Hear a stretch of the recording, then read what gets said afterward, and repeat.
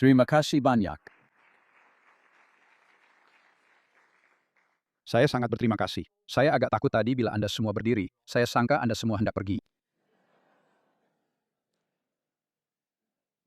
Ucapan pertama sekali yang saya sampaikan apabila saya tiba di sini sebagai duta adalah kepada JNS TV setahun yang lalu. Setahun setengah yang lalu, maaf. Jadi hari ini, sebelum saya sampai ke sini, saya buat sesuatu yang saya rasa sangat penting. Saya semak media sosial Presiden Trump untuk pastikan ini bukan ucapan terakhir saya di Israel. Seperti yang Anda tahu, beliau biasanya memecat orang di tengah malam melalui media sosial. Jadi saya mau pastikan ada sebab untuk saya datang. Saya gembira untuk melaporkan bahwa setakat ini semuanya baik-baik saja.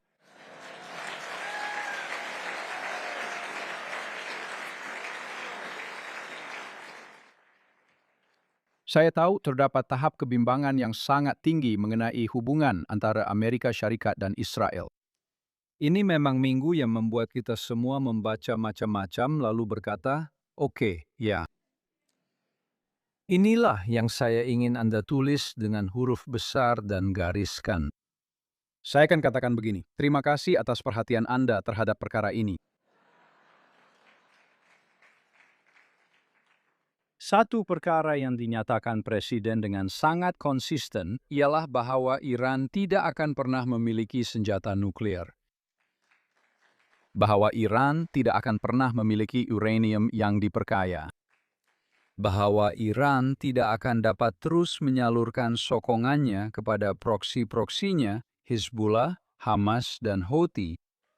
Dan bahwa Amerika Syarikat dan Israel mempunyai ikatan yang tidak dapat dipisahkan. Dan ia memang masih benar hingga hari ini. Tiada pemimpin dunia lain yang lebih kerap dihubungi oleh Presiden selain Perdana Menteri Netanyahu. Terdapat hubungan yang bukan sekedar antara dua negarawan. Ia sangat pribadi sehingga terdapat keterbukaan antara mereka yang mungkin tidak sama dengan hubungannya dengan sesiapapun yang lain. Presiden berkata sesuatu kepada orang, dan dia berkata sesuatu kepada dunia. Tetapi satu perkara yang saya selalu dengar dia katakan, sentiasa, dan yang saya selalu lihat dia lakukan, ialah bahwa Amerika mempunyai ikatan yang tidak dapat diputuskan dengan negara Israel. Dan saya percaya bahwa dia maksudkan apa yang dia katakan. Saya masih ingat bahwa dia adalah presiden yang melakukan sesuatu yang kita semua mahu setiap presiden lakukan, yaitu mengiktiraf Baitul Maqdis sebagai ibu kota bangsa Yahudi yang tidak terbahagi, tidak tergantikan, kekal, dan merupakan tanah asal mereka. Dan dia telah melakukannya. Untuk mengiktiraf Bukit Golan sebagai wilayah berdaulat milik negara Israel demi perlindungannya sendiri. Untuk memindahkan kedutaan AS ke Baitul Maqdis yang telah beliau lakukan, dan saya sangat bersyukur untuk itu. Saya sangat teruja melihat video luar biasa tentang Baitul Maqdis dan mendengar ucapan Datuk Bandar Moshe Leon. Saya bukan saja memanggil beliau Datuk Bandar Baitul Maqdis. Saya suka memanggil beliau Datuk Bandar saya. Karena saya tinggal di sini. Dan beliau telah menjadi rakan yang luar biasa kepada kedutaan AS dan banyak membantu dalam setiap keperluan kami, serta seorang yang hebat untuk memimpin bandar ini. Dan sebenarnya, ini adalah sebuah bandar yang luar biasa. Dan tiada yang sepertinya di dunia. Tahun lepas, saya kembali ke Washington selepas Perang 12 Hari bersama Perdana Menteri untuk menghadiri mesyuarat dengan Presiden dan pasukan Amerika Syarikat. Dan semasa saya di sana, pada dua kesempatan berbeza, saya dikelilingi oleh orang-orang pro-Hamas yang fanatik ini. Satu kejadian bermula dengan dua wanita. Akhirnya, kira-kira 20 orang mengelilingi saya, menjerit dan berteriak, dan situasinya memang hampir menjadi agak tidak selesa. Akhirnya, beberapa pegawai polisi DC datang dan membawa saya keluar dari situasi itu.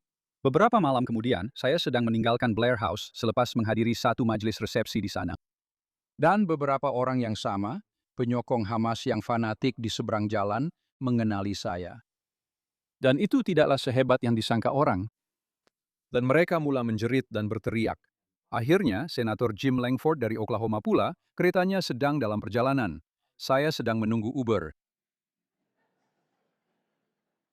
Dan dia berkata, "Masuk saja ke dalam kereta saya. Saya tak pasti awak akan selamat sampai Uber tiba."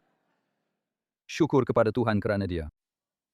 Jadi dia bawa saya keluar dari situ. Dan saya beritahu beberapa kawan saya kemudian, saya kata, saya tak sabar nak keluar dari bandar gila ni dan balik ke Yerusalem di mana saya rasa selamat.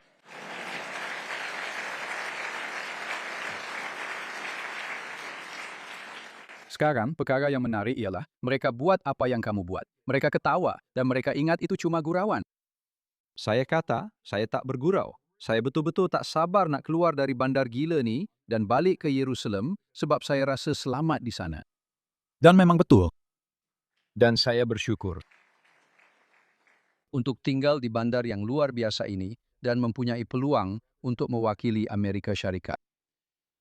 Dan saya telah memerhati, dan saya tahu ada kebimbangan, tetapi saudara-saudari, saya telah memerhati tahun lepas semasa Perang 12 Hari apabila semua orang tertanya-tanya apa yang akan dilakukan oleh Presiden. Adakah beliau akan campur tangan? Dan kemudian pada malam Sabtu itu apabila pengebom B-2 mengaum dari Amerika Syarikat sehingga ke Fordo dan simpanan nuklir dan menjatuhkan bom yang belum pernah dilihat oleh dunia, kita tahu apa yang akan beliau lakukan. Awal tahun ini, apabila menjadi jelas bahwa orang Iran bertekad untuk membina semula kapasiti nuklir mereka dan meneruskan ancaman selama 47 tahun terhadap kita. Apabila saya kata kita, saya maksudkan Anda dan Amerika Syarikat. Ia sentiasa berbunyi, maut kepada Israel, maut kepada Amerika. Saya sudah berkahwin dan mempunyai anak pada tahun 1979, dan saya masih ingat dengan jelas. Ketika para kaki tangan kedutaan kami di Tehran ditutup mata dan diheret melintasi kawasan kedutaan AS kami, mengaibkan Amerika Syarikat, menahan tebusan selama 444 hari. Dan sepanjang masa itu, menjelaskan dengan sangat jelas bahwa niat mereka bukan sekadar menahan beberapa diplomat Amerika sebagai tebusan, tetapi untuk membunuh setiap orang Amerika dan memusnahkan negara itu. Dan langkah permulaan mereka adalah untuk memusnahkan Israel. Ia sentiasa menjadi satu ancaman. Orang Amerika mungkin tidak memahaminya, tetapi ancaman itu bukan sahaja ancaman kepada Israel, ia adalah ancaman kepada setiap rakyat Amerika. Dan mereka telah melaksanakan ancaman itu secara berperingkat sepanjang 47 tahun ini dengan membunuh ratusan rakyat Amerika, selalunya melalui proksi mereka. Dan kebanyakan daripada mereka adalah Hizbullah. Dan saya harap tiada siapapun akan terfikir walau sesaat itu. Sebab Iran mahu mengekalkan kawalan ke atas proksi-proksinya adalah kerana itulah cara mereka memastikan rangkaian keganasan mereka mampu melakukan kerosakan paling besar yang boleh dilakukan. Mari kita jelaskan. Ancaman Iran dapat ditangani dengan terbaik apabila punca utama diputuskan dan tiada lagi bantuan dihantar kepada Hizbullah, Hamas, atau Houthi. Dan itulah sebabnya, cabaran dengan Iran ini, jika kita dapat mencapai keamanan, itu sangat baik. Tetapi bahkan petang ini, Presiden telah mengeluarkan arahan yang sangat jelas kepada pihak Iran, bahwa jika mereka fikir Amerika Syarikat akan mengalah dan runtuh, serta membiarkan mereka bertindak sesuka hati, beliau telah menjelaskan apa yang akan dilakukannya. Dan apa yang beliau katakan, ia adalah kata-kata yang saya tidak menggunakan kata-kata itu, tuan-tuan dan puan-puan, walaupun secara pribadi dan sudah tentu tidak di khalayak ramai. Minggu ini saya terlibat dalam sedikit kontroversi tanpa sengaja, kerana saya mengatakan sesuatu yang telah saya katakan selama bertahun-tahun. Ia bukanlah sesuatu yang baru, tetapi saya telah menyatakan perkara itu dan saya ingin menyatakannya kepada Anda. Salah satu sebab negara kita terikat bersama adalah kerana atas asas Yahudi, agama Kristian dibentuk, dan atas asas Yahudi serta Yahudi Kristian, tamadun Barat dibentuk. Dan tanpa itu, tidak akan ada Amerika. Semudah itu.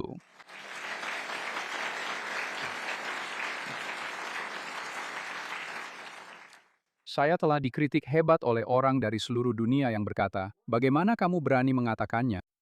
Saya akan kata, bagaimana kamu boleh gagal dalam sejarah? Adakah kamu tidak sadar bahwa pengasas negara kita mahu meletakkan peristiwa Laut Merah terbelah sebagai lambang Amerika? Bahwa di Dewan Perwakilan Amerika Syarikat terdapat sebuah marmar. Patung Musa, bukan Cicero, bukan Aristotle atau Plato, tetapi Musa. Karena sejarah kita lebih berkait rapat dengan Gunung Sinai berbanding dengan Athens atau Rome. Ia tidak terikat dengan mana-mana daripada mereka. Ia terikat dengan Israel.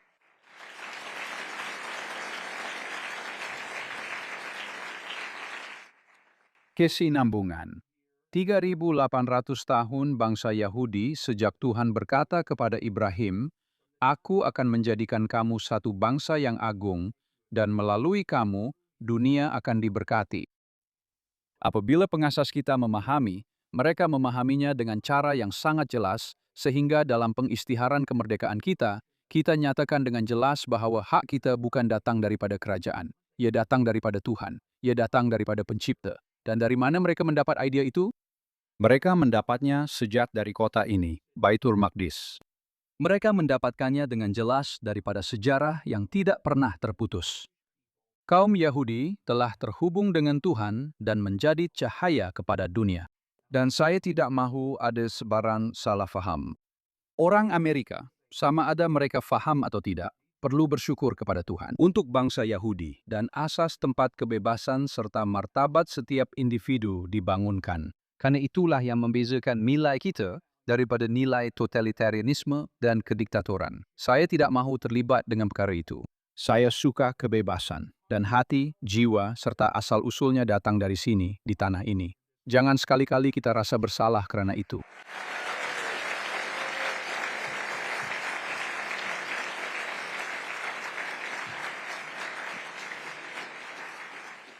Mazmur 121 berkata, Aku memandang ke bukit-bukit, dari manakah datang pertolonganku?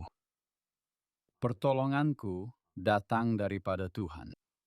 Apabila orang berkata Israel akan dimusnahkan, saya terfikir mereka tidak faham, bukan?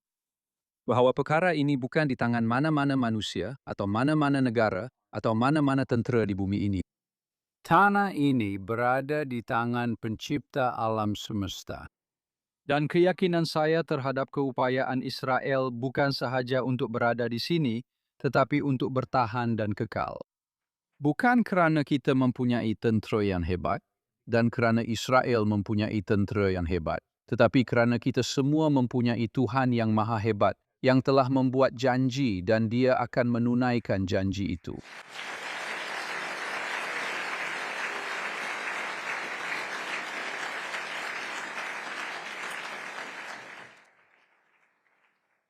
Saya perasan ketika saya mula tadi, ada seorang wanita di sebelah sini, dan dia memegang satu papan tanda, dan tertulis di situ, berhenti.